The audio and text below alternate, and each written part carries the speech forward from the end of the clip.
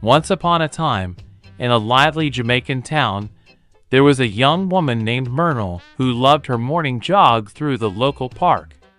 Every sunrise, she would lace up her sneakers and glide along the winding paths, feeling the warm Caribbean breeze and hearing the cheerful chirping of birds.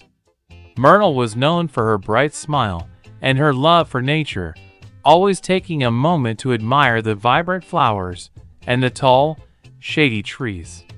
One crisp morning, as Myrtle was nearing the end of her run, she noticed someone new in the park.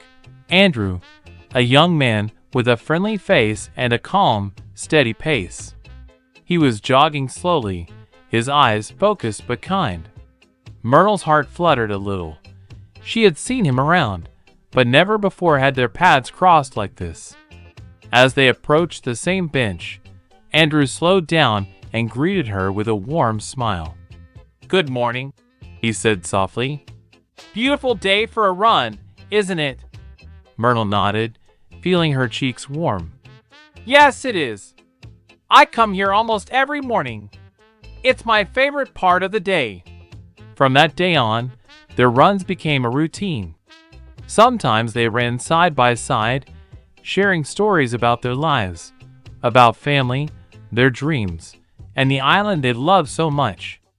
Andrew loved how Myrtle's laugh sounded like the melody of a reggae song, and Myrtle admired Andrew's gentle personality and the way he listened. One bright Saturday, as the sun dipped low, casting golden hues over the ocean, Andrew suggested they take a break and sit on the park bench. He looked into her eyes and said, "Myrtle, I've really enjoyed these mornings with you. Maybe we can make every day special, not just here in the park?" Myrtle's heart skipped a beat. With a shy smile, she nodded.